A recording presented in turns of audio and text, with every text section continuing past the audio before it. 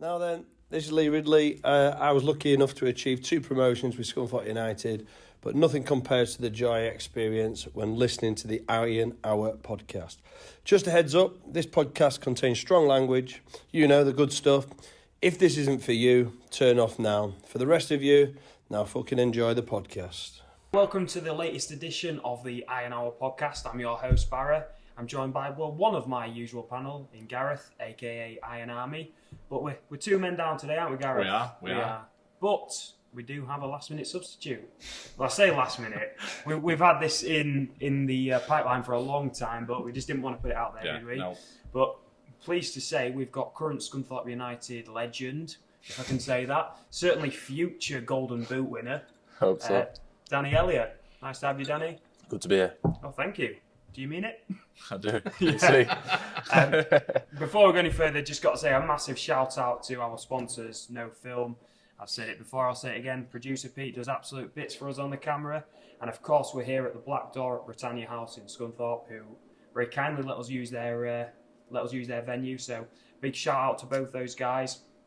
Right, we'll go straight into it. So as I say, we're here with Danny Elliott. Before we get into the Scunthorpe United talk, Danny, I wonder if you could just tell us a little bit about yourself, so some of the fans who will be listening and watching can kind of get a bit of an idea about yourself. So obviously you came through the academy first of all at Aston Villa, was it?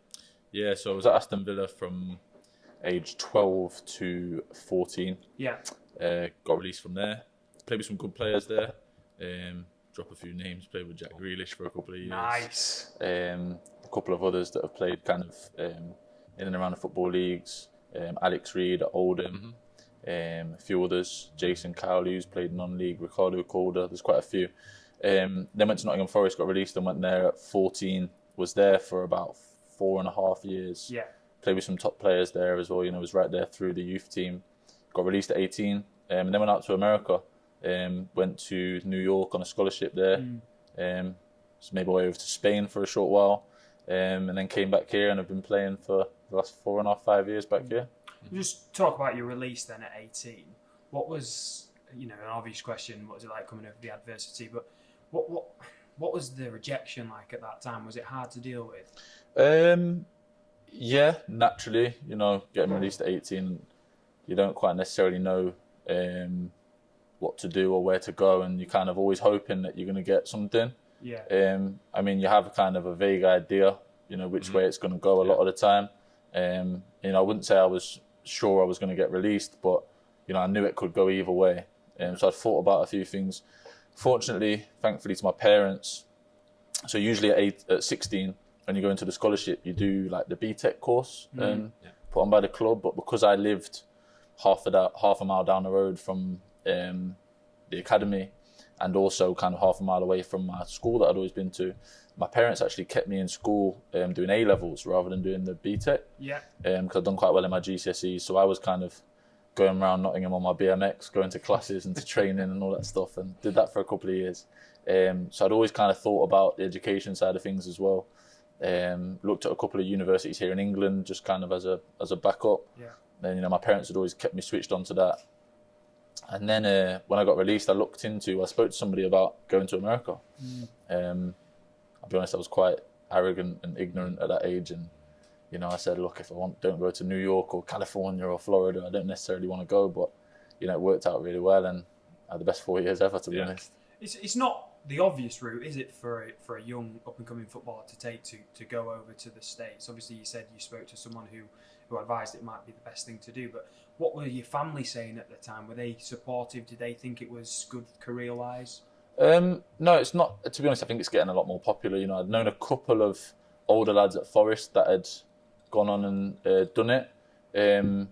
I was quite... I wasn't necessarily keen on kind of trialling and doing the non-league route, being released from Forest, but at the same time, I didn't want to quit football. I'd seen a lot of... So in my first year in the youth team, we got to the FA Youth Cup semi-finals, got beat by Norwich, where Mike Clunan was at. We spoke about that the other day, actually. But, I'd seen a lot of players that were older than me that I thought were really, really good players. And hardly any of them had gone on to make the first team. At this time, Forest were changing managers very, very regularly, and not many people were getting a chance in the first team. So I'd seen a lot of good players not really make it, and I was thinking, if they're not doing it, kind of what chance have I got? So kind of always had an eye on something else, fancied a little bit of an adventure, and kind of took the opportunity really. And then over the last 3 years, actually, one of my friends has got a company that sends players out to America at 18. Okay. So I've done quite a bit of work myself, going into clubs and speaking to young lads about my journey and kind of helping loads of players over to America. So it's something that is a lot more popular now. I think myself, I've personally sent about 84 players over. No So way. I've done quite a lot, yeah. My 12. Any chance of getting Gareth on? I mean, he's dressed for it, isn't he? He's dressed for the States already. But no, I think that a lot of people don't realise, the level over there, the education, the facilities, etc. So it's almost better than going into non-league here, because you see a lot of lads at 18, 19 that suddenly go to a part-time club here, and then through kind of 18 to 22, 23, you're only playing twice a week. Yeah. Whereas going over there, you're still full-time, and obviously you can come back at 22, 23 like I did, and you're treated a bit more like a man at that point rather than as a junior. Yeah. So Yeah. So when you were over there, I was read about you going to North Carolina yes. and your knee. Yeah. Do you want to talk about that? Yeah, so, I was in my second year over there. No, my first year over there, actually. I'd only been there about 6 months, tore my ACL in my knee. Can I just stop you real quick about the ACL? My wife watches this. Now, I did my ACL, and I had 11 and a half months off work, recovery. I'm a train driver, so I'm not an athlete. And she was like, if you're a footballer, you'd have been done in 2 months, 3 months. I wouldn't have done it. We had big arguments over it. But yeah, so I just want to say that, Debbie, listen out. It's not like you and Deb's to have an argument. I know. So yeah, sorry, Danny, for jumping in. Right, But how long were you out for with the ACL? About 6.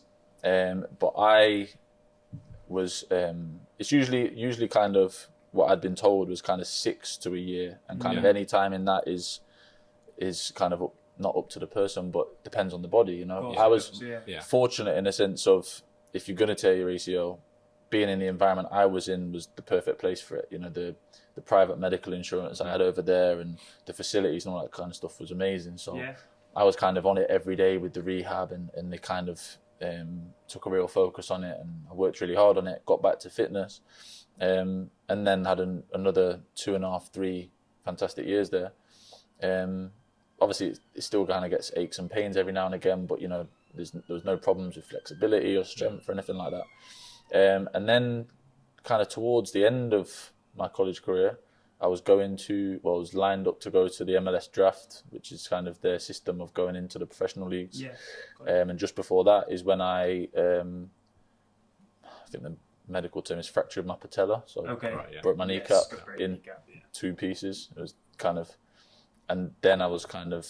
and that happened on the pitch, did it, in training? Yeah, literally on the pitch. So the way it works in America is you do your 4 college seasons, and then you go to the pro levels from there, the MLS draft, if you're invited to go. I trained a couple of summers with a professional team out there. I think there's like a summer league for players that are kind of good college players that get invited to do that. It's kind of like a development league to go pro after. I played in something called the Open Cup, which is their version of the FA Cup. Played against a professional team out there that were in a league just below the MLS. Yeah. I'd done really well against them, and they invited me to come and train with them for a little bit. So I trained with them through the summers, and they said, look, if you don't go to the MLS draft, if you don't get picked, come and play for us. So I was training with them before the draft, kind of keeping fit, ready to go. Working really, really hard, kind of training a couple of times a day. And when I did this, my knee used to get a little bit sore sometimes because of my ACL tear 3 years before. You probably put it down to that. Yeah, so I just kind of ignored it and kind of took painkillers. It was getting worse and worse. But I remember over the course of a couple of weeks thinking, I can't stop training. I can't pull out of the draft because this is kind of what you work 4 years to do. Kept training. And then I was literally in North Carolina training with the team, passed the ball, looked down, and my kneecap was kind of in 2 pieces. And what the doctor thinks was that if it had been anywhere else on my body and I'd have rested it for a little bit, it was like a tiny little hairline fracture that would have probably healed. Because I didn't, and I ignored it and thought I knew what it was, it got bigger and bigger and literally just cracked. It could have come from anything, really. It was just really unfortunate. But, after that, I'll be honest, for a few weeks I was really disappointed. I thought my career was done. Yeah, I kind of gave up a little bit. The doctor told me that the only people that kind of break their kneecap are either old people, people in a car crash, if your knees hit the dash, or American footballers. It doesn't really happen generally, and you'll be lucky if you can kind of lightly exercise again. I was kind of aware that it was a chance my career was over, so I kind of felt a bit sorry for myself for a while. And as the rehab started to go quite well, after a couple of months, I kind of thought I need to give this one last go, and fortunately, thank God, got back to playing again. Yeah, well, a man who's lived 1,000 lives really away from football. We were doing a little bit of research, weren't we, Gareth? And did you teach in English over in Spain? Is that right? Yeah, so kind of just carrying on the story. After I graduated university, I went and spoke to the team in North Carolina again. Yeah. They said, "Look, come and get fit." So they said, "Go away, and get fit because you're not quite where you need to be right now." They have a cap on the international players over there, so didn't want to use one of those spots for me if I wasn't where I needed to be. So that makes sense, doesn't it? My ex-partner at the time, she was from Spain. We met at university, so I went out and lived in Spain. Thought it would be a little bit more sunshine there than Nottingham, so I went and lived there for a little bit while I was getting fit again. And when I was over there, I walked into a non-league team down the road there, started playing there, and also was working in a Spanish school teaching English, which was completely different again, but that was really enjoyable. Yeah, speaking with the young children there, and obviously helping out where I could. Yeah. So when you're out there, your degree, what was that degree in? So I studied, it was kind of a dual degree of economics and sustainability, which was kind of renewable energy. It sounds boring, but all that kind of stuff really. The American system works a little bit different, so you kind of choose your degree as you're going through university. I'd done an economics A-level and always kind of wanted something a little bit different to football, to be honest. A lot of the teammates that I had did sports science and that kind of stuff, and I thought I wanted something a little bit different and kind of another string to my bow really. So I went that way. Something to fall back on later on. I think just coming back to football, I think you had trials at Swindon, did you, before it took off at Port Vale? Yeah, so left Spain. Left Spain. I was invited when I was in Spain to go for this trial in Swindon. Who was the manager at the time? So Richie Wellens had just come in. Yeah. And to be honest, I was in Spain playing for this non-league team, living out there, kind of thinking that I was kind of ready for a life out there. Didn't really plan on coming back home. And I had an American agent at the time. It wasn't quite working out in terms of knowing where to go back to in America, because the team I was going to go back to, as I said before, the manager had changed, so that option wasn't there. So I kind of didn't really know where to go with it. Spoke to an English agent, and he managed to sort this trial out for me. Flew straight back to England, went to this trial at Swindon, and as I say, was there for kind of a week or two. A little bit disappointed, just because there was quite a few trialists in there. It was quite difficult to showcase myself as much as I wanted to. The manager had just come in, so he was kind of getting used to every single player there, not just myself, and felt a bit disheartened with that. Went back to Spain and kind of thought, right, I'm kind of past chasing the dream of football. I need to be a little bit more realistic. I was 23 at the time. And then this trial at Port Vale came up a couple of weeks later. Just out of the blue, was it? Yeah, it was this same agent really. So he was a friend of my dad's, and he helped me out with something else. Well, with the American agent, and said, I can get you this trial at Swindon. Did that, and then the trial at Port Vale came up, and I wasn't really feeling it. No, I wasn't really interested in it. I was kind of set up with this life in Spain. I had a good job lined up. I was really enjoying playing for the team over there and living over there, and my family really talked me into doing this trial at Port Vale. Kind of one very last roll of the dice. Flew back for it, and fortunately that was a very good trial. I mean, I was the only trialist there. We did an 11v11 on the first day, so it was a good opportunity to showcase myself. I'd been told going in there that they wanted, and it's interesting actually, because I was actually playing as a winger for pretty much all through my time in college, playing as a winger, on the trial at Swindon. Well, that's handy. And then bit of a winner last season as well, as it happens. from time to time. And then going into Port Vale, I was told that they were looking for a striker to run off who was their main man at the time, Tom Pope. Went in there, kind of showed that and signed me on the first day of the trial. Nice. So was kind of back in then and played football back here for the last start, really. 4 years, I guess. And then your debut, you must come on a sub, did you, last 20 or something? Came on as a sub against Crawley away. Yeah. I think I read, did you say it was like a bag of nerves, just nothing was Oh, it was a nightmare. Yeah. I went down there, ridiculously nervous. Yeah, so obviously gone into the changing room. Oh, I know. They had my shirt on the wall. They'd spelled my name wrong. So they had. It's not great, is it? Was it like one T off? They've missed one of my T's off, so they had to take the shirt into the Crawley printing room and get an extra T put on. But obviously, it wasn't straight. It was on the end. Would you give it? No, I'm not playing if it's. No, I'm pretty sure there's a. I didn't even notice. The kit man told me because he explained why it was slanted. Because obviously the kit man gets to the ground before all the players and sets all the shirts out and things. And he just pulled me aside and just said, "Look, the reason it's slanted is because we spelt it wrong. We've had to take it to Crawley because I think the club gets fined if they send someone out with a wrong name." All right. It's funny that because Scunny had a player called Izzy Rekapen and he just had Izzy on, didn't he? Yeah. Really? Yeah. Ah. His first name one.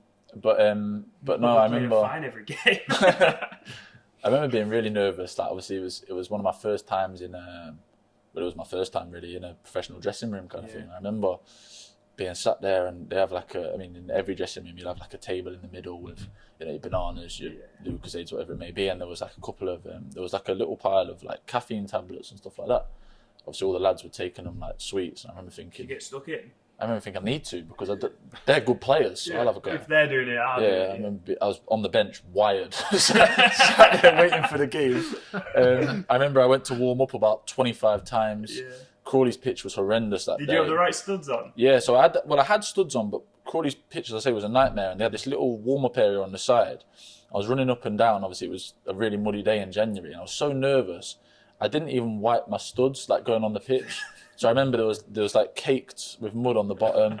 I must have been on the pitch 20 minutes and slipped genuinely about 11 times or something like that. Fans are slipping all over. I nearly scored as well. I was just sprinting all over the place, sprinting, slipping. I just looked like Bambi on ice. To be fair, Ali Dyer nearly scored. Do you know what I mean? No, it was unbelievable.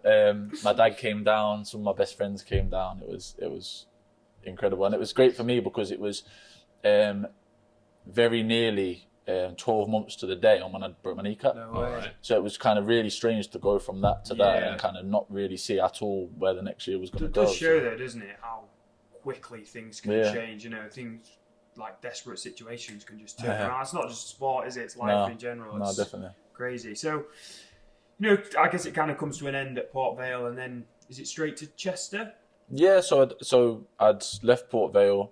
Port Vale was short, but very much a roller coaster. I was in the team straight away, was out the team, was sent to train with the youth team for a little bit because they changed the manager and the ownership while I was in my 4 months there. A lot of players came in, and it was a bit of a strange environment. Got back in the team towards the end of the season, and it was really strange. There was protests while I was there and loads of things happening in the dressing room and things which I won't necessarily get into, but I ended up leaving and kind of trying to weigh up my options and see what was going on. And even at this point, I'd loved it, but I thought, if that's it, then I'm happy. And this opportunity came up with Chester. I'll be honest, very ignorant of me again, because of the way I'd come back from America and gone straight into a football league club. I didn't realise how good non-league was. Yes. So I'd had a bit of interest from kind of non-league, and in my head I thought it was what division were you in? Step 2, National League North. Chester. Yeah. National League North. Yeah. So Step 2 is a good level, isn't it? Yeah. So I'd left Port Vale and kind of thought, well, I'll get another football league club. I'm not going non-league. Yeah. And ended up getting this interest from Chester. I thought, it's not even the first tier of non-league, and I was kind of not expecting it to be very good whatsoever, and was kind of batting them away and waiting, and a few other things were hoping to come up and didn't necessarily come up. A bit higher up the pyramid. Yeah, and then Chester had said to me, look, we're playing against Wigan in a pre-season friendly. Come down and play, see how you like it, see if we like you kind of thing, and we can both kind of have a look at each other. Went down to the game, we got beat, I think 7-1 on the day, but I scored a really good goal and was buzzing with it, and the fans really liked me. I thought the boys were really good there and really enjoyed the managers too, and ended up signing and spent nearly 2 years there. Is it for you then, is a manager important? Very much so, yeah. Is that a deal breaker? So. Yeah, I mean, I've played for a lot of managers, very different managers. Byrne and Jono at Chester were great for me because, they understood me. I think we worked with each other for a while, so they're the type of managers that like to work really closely with the players and kind of get to know the players a lot, which I quite enjoyed because I'm quite an emotional player, quite a confidence player. In terms of I think about it a lot and I used to worry a lot, in terms of that kind of side of it. So they worked with me a lot and helped develop me a lot, and I definitely enjoyed it. It was difficult because I think I was there for 2 seasons and there was COVID cutting both the seasons short. But we had a good group there. There was players there that had worked with them for a long time as well. When I arrived, there was players that had played with them at Salford as well. So it was always a good sign seeing players that had played for them for multiple clubs. Follow them along as well. Yeah. So what's it like under Jimmy Dean in comparison to other managers? How's he come across? I'll be honest with you, I think that he's been really good with me. I'm the type of person that, I've always played really well for managers that I feel back me. I'd be lying if I said that wasn't the case. I wouldn't say I'm a bad egg or anything like that whatsoever. If the manager doesn't back me, but in my past, I'd say that when managers have kind of loved me and kind of made me the main man kind of thing, I've always it's always got the best out of me. I'm sure that's the same for most players. But it was brilliant for me that even last season, a lot of players were brought into the club. I don't know if some of them were all kind of the manager's players or some of them were brought in by the club, but I was definitely one that the manager brought in. He was very keen on me from the start. Obviously, he was very keen to get me in. Obviously, I didn't necessarily play every minute last season or in the position I'd like to, but I think that he had a lot of pressure from other things. And all the conversations I've had with him so far are kind of very positive in terms of, I'm fairly certain that he's a big fan of mine. So I'm hopeful that it's going to kind of get the best out of me. And would you say that, centre forward, that central striker role is your best position? Definitely. And what was it like? Obviously, like you say, situations kind of dictated where we were last season. You were playing out on the wing a lot. What was that like? Was that hard, or did you think just want to be on the pitch, just want to do whatever I can? Be honest with you, I like to be on the pitch, but I think as a striker you have to be quite arrogant. Sometimes you have to have a bit of an ego. I definitely think my best position is down the middle, in the box, finishing chances, scoring goals. And I'm sure 99% of players that have played with me say I'm quite a selfish player in terms of shooting and that kind of thing. So probably best to get me as close to the goal as possible. But no, I think that I prefer to be in goal than on the bench. But I think I always want to be as close to the goal as possible, really, because that's where I think I'm best. I think that I've definitely changed my game over the last 4 years or so and adapted, being at loads of different clubs, playing back in England, and I think now I'm definitely a much better centre forward than anywhere else, really. Obviously, you've been at Scunthorpe since January. What's it like playing at Clanford Park? Is it both when it's going well and when it's not? Is the atmosphere, does it fluctuate? How is it like to play? I'm particularly thinking of, was it the Barnet game on the Friday? Barnet game on the Friday night. You like kick off? I'll be honest with you. I mean, can I kind of change the question a little bit? Because Scunthorpe as a club, I'm not just saying it, but it's an unbelievable club. I'd compare it to Port Vale in a way, in terms of the clubs I've been at. In terms of it's a club that has kind of got a good history. Fans that are kind of very, very passionate. Come out in their numbers. I've only really seen Scunthorpe, I think, through bad times. You've not necessarily been flying at any point I've been here, but you see some of the numbers that they get. You see how much it means to a lot of people. You see some of the staff that have been here for as long as I've been alive. You see people that are very much kind of embedded in the club. I've been at a lot of clubs, smaller clubs, bigger clubs. Chester, which was fan owned. You see a lot of different dynamics within the clubs, but this is a club that is very much part of the community. The structure's there. It's an unbelievable club in terms of the way that we get looked after coming in every day, with the food and the facilities and the kit and everything like that. It's all geared up to being where it needs to be. I'm not just saying that because it's what people might want to hear, but it is a very, very good club. I've heard a lot of the boys saying, if this is a club that they were told hypothetically in the future that they were going to be at for many years, they'd be happy, because it's a very good club.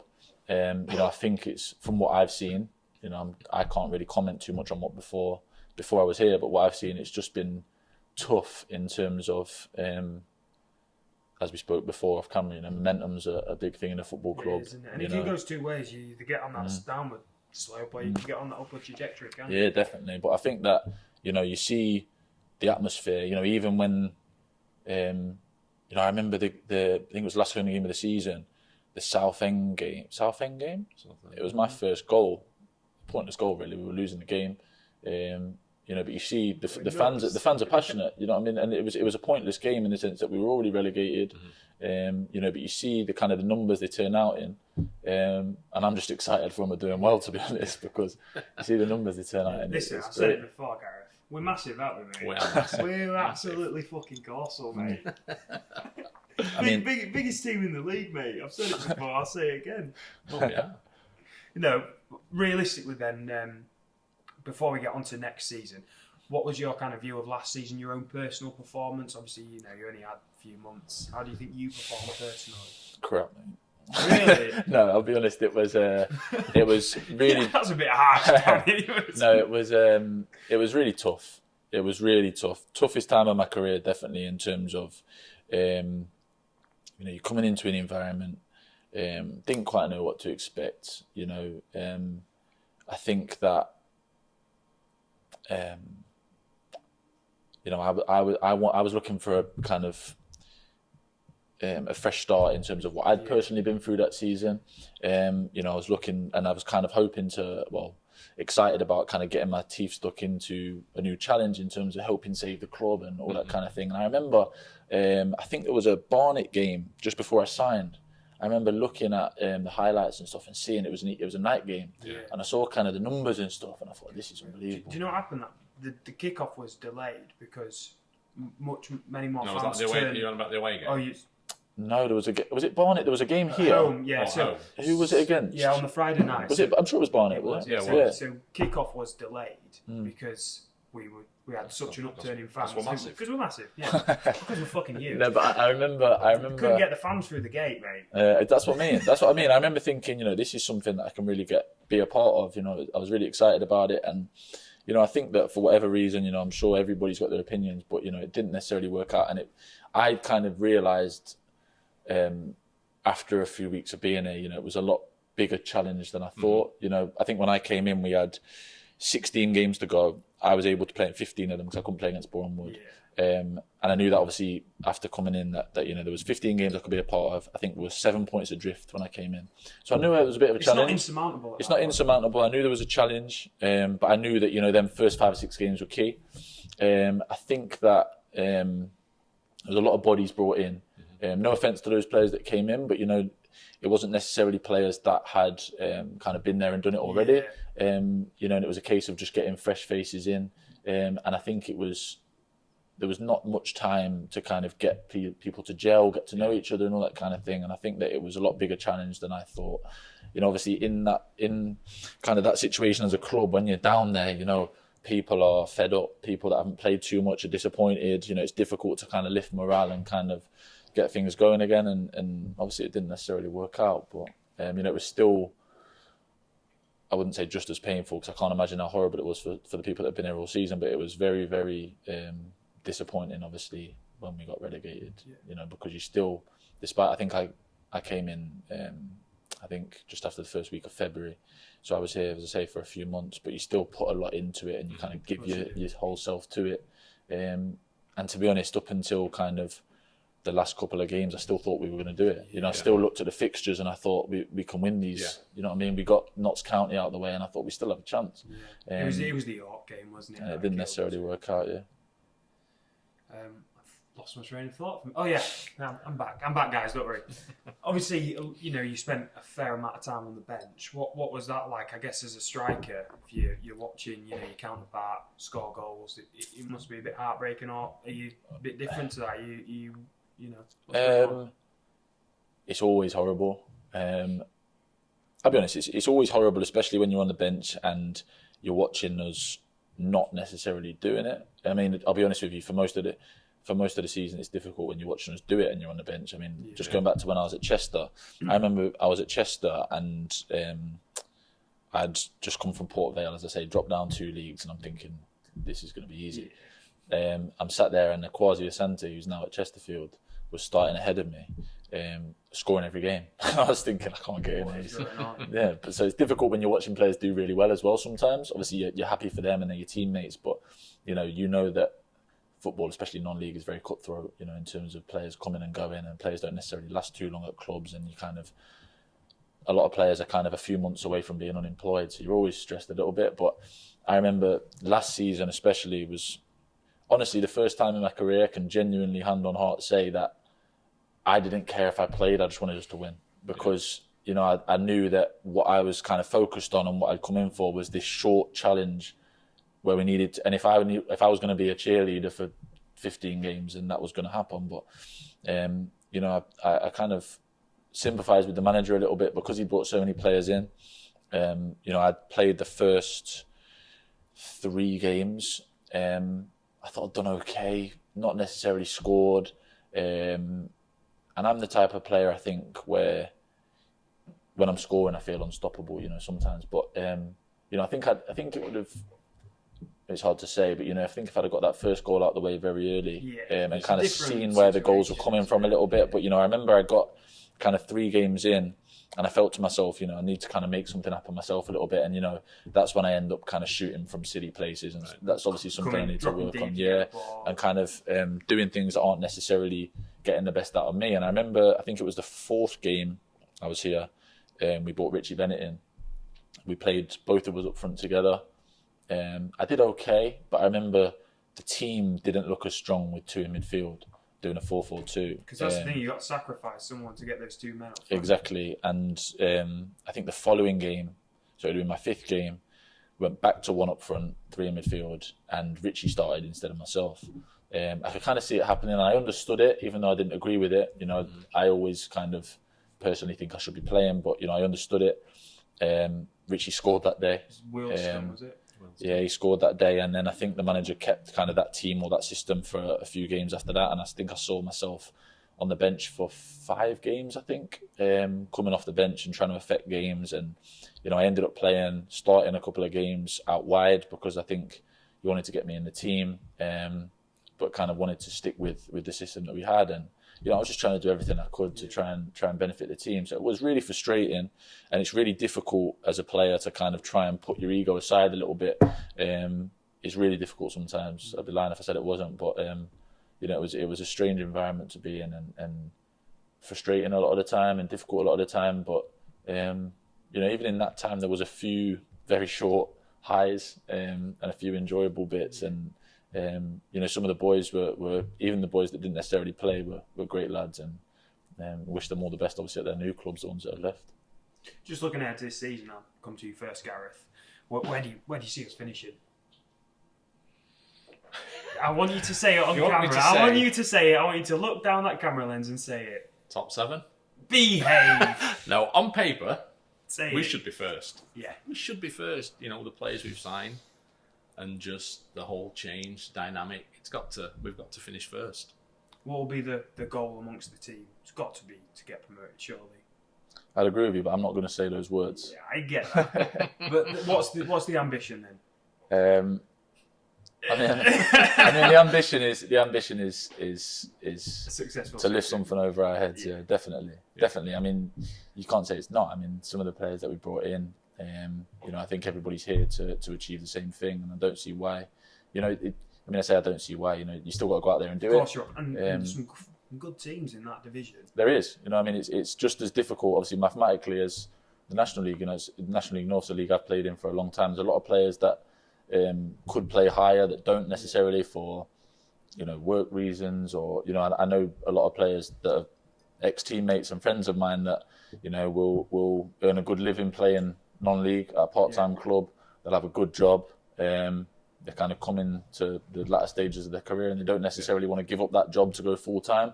So they stay at their part-time level, even though they're much kind of above that level in terms of their ability. So there's some very, very good players, some very good teams. It's difficult, what I think people don't realise at National League North level compared to National League is the pitches are a lot different. You've got to go to some not very nice pitches and be able to win a game of football which might involve 70 throw-ins or something. Do you know what I mean?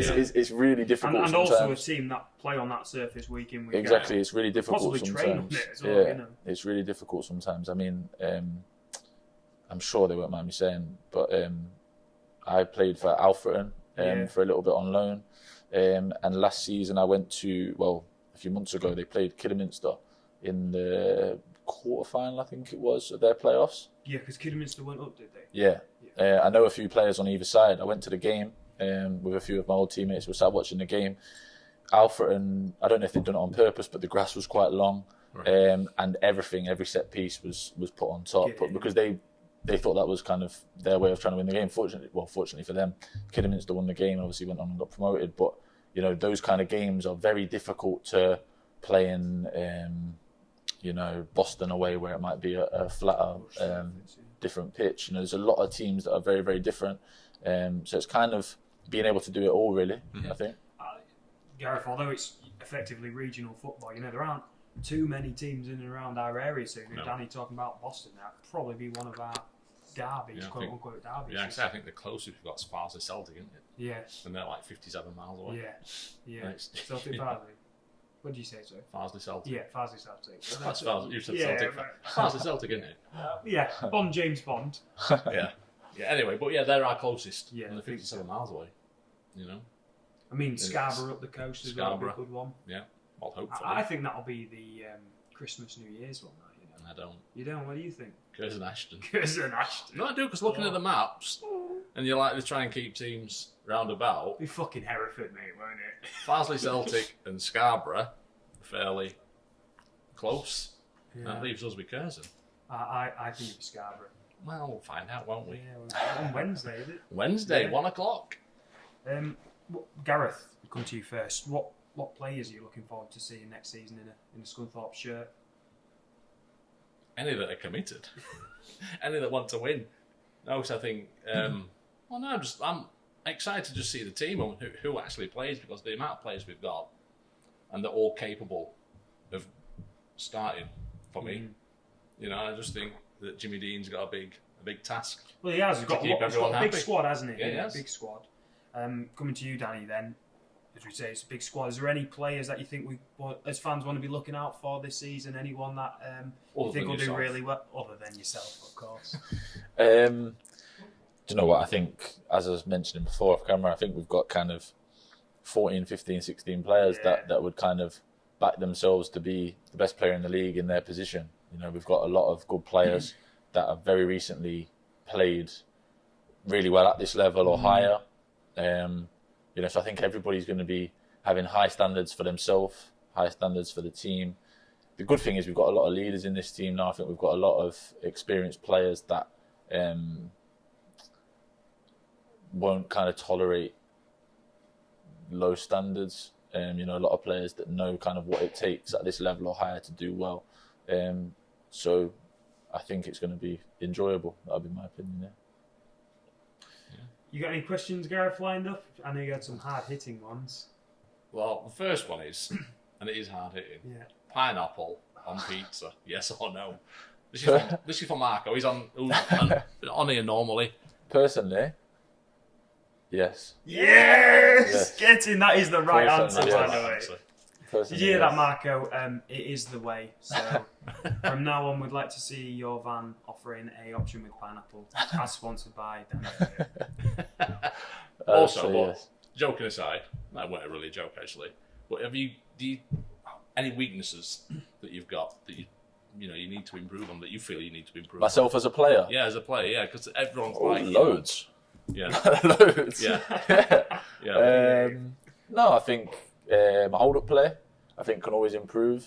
I always want to score more goals, whether it be on my right foot, headers.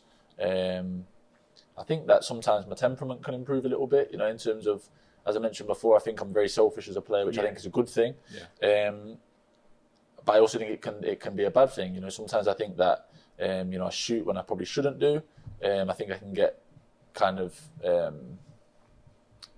a little bit giddy sometimes. For example, I've played in games before when the opposition have had a man sent off, and I kind of see that as my excuse to run riot a little bit and lose your discipline. Use my discipline a little bit. Sometimes I think I could do a little bit more in terms of not getting frustrated at other players around me sometimes a little bit. And, I think there's always stuff to improve, otherwise we're playing in the Premier League. Another one, Ronaldo or Messi? For me personally, Ronaldo. Yeah. But I've always said Ronaldo for the last however many years, so I feel like I have to stick with it now. But my friends would slaughter me if I started saying Messi after how many times I've argued with them. You can't change that. But he's made it difficult for me to back his corner over the last year or so. Yeah, it's not great, is it? Right before we finish, one thing we usually do, and I forgot to prepare you for this, we do a quiz at the end. So, yeah, I'm sorry to drop that one on you straight away. Gareth, I'll let you go first.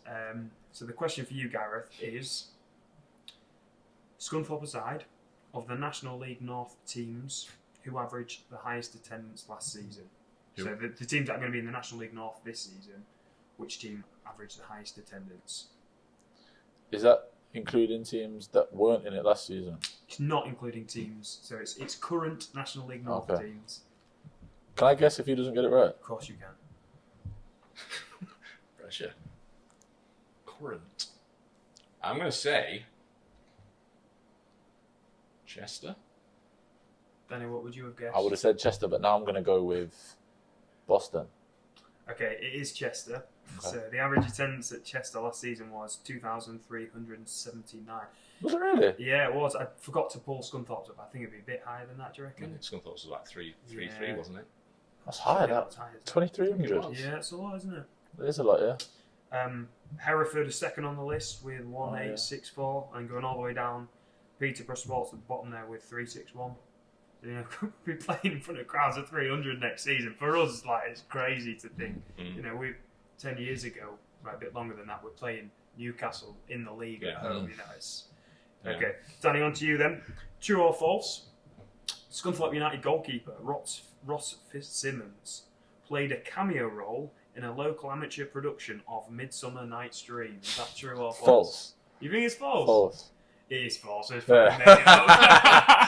I would say where you found this from if it's true. I thought it would be so ridiculous that you'd go true. But I know Ross well, absolute horse. I know Ross well. False. False. What is I was hoping it would be true. What is it about him that you think? Just zero chance. Absolutely zero chance. Zero chance. Right, Gareth, for you, being a movie man yourself, which club is sometimes referred to as FC Hollywood? Easy. Wrexham. It's not Wrexham, by the way. I should probably say. Not easy. FC Hollywood. Yeah. Are they non-league? They're not non-league. They're a global team. They're global. FC Hollywood. Yeah. Easy. Wrexham. It's not Wrexham. FC Hollywood. They're global. Are they UK? No, they're not UK. Can I guess? You can guess. LA Galaxy? It's not LA Galaxy. Yeah, that'd be the obvious one, wouldn't it? It would be the obvious one. Well, Wrexham's the obvious one. But LAFC? FC Hollywood. Go on, one guess, Gareth. PSG. No, it's actually Bayern Munich, and it's because of the off-field drama that occurred in the 1990s, which was compared to a movie drama. So can't believe you didn't know that. No idea. I need to study more. Right, last question then, Danny. This is your chance to win. There we go. Okay. So Jimmy Dean isn't the only gilet-wearing manager. Tim Sherwood, you like that little link there? Tim Sherwood, whilst manager of Spurs, did what on the final day of the 13-14 season versus Aston Villa? Did what? Yeah, he did something pretty unusual in the middle of the game.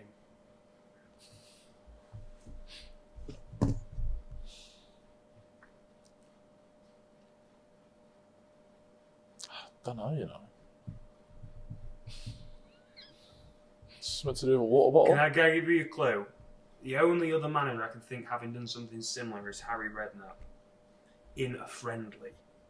Not in a competitive game. What do we do about radio silence, Pete? I don't know. I don't know.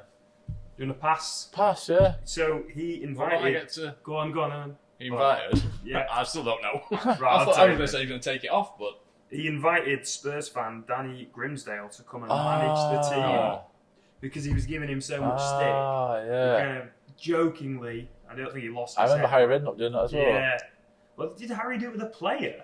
I'm sure he put someone on in a pre-season I'm sure he put a fan on, didn't Yeah, he? that's Isn't it? fucking mental. Yeah, I'm sure he put a fan Gareth, on. you might get a game. Never know. Never know. Sit behind the away dugout. So it goes to the tie-break then. Oh. So I have prepared a Let's tie-break. I should say this one is according to Wikipedia. You know my facts have been a little bit off at times. According to Wikipedia, Scunthorpe United midfielder Jacob Butterfield has scored how many professional league goals? Danny, as a guest, I'll give you the first guess. How many professional league goals? Yeah. Mr. Butterfield. Okay, so...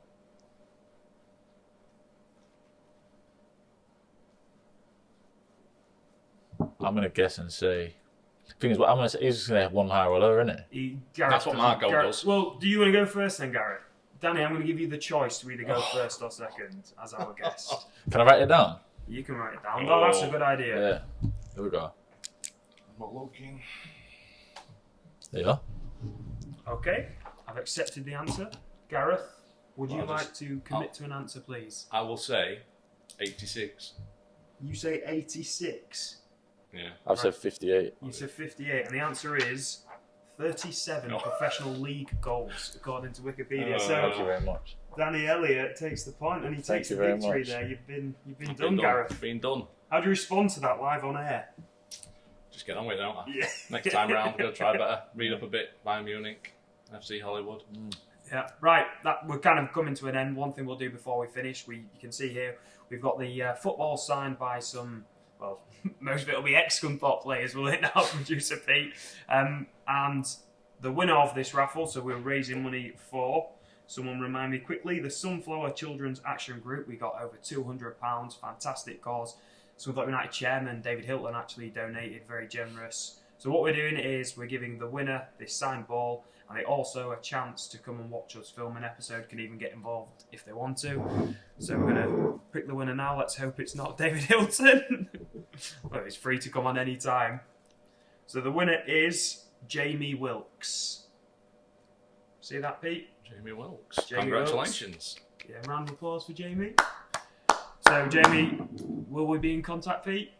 We'll be in contact. We'll get you sorted out with your signed ball. And, of course, you come watch our next episode being filmed. If you want to. Yep. Danny, one thing we say at the end of all our episodes, if you could say it for us, is just up the Iron Hour Podcast. Up the Iron Hour Podcast. And we are massive. Oh, we are massive. Final thing to finish on is a little bit of sad news, I'm afraid, but we as a podcast would just like to pay our respects to Scunthorpe United, lifelong fan, a face that, you know, all of us will know from going to watch Scunthorpe. It's Sean Maxwell, who sadly passed away on Monday morning at home. Our thoughts are obviously with all his friends and family at this time. We know he's a massive Scunthorpe United fan.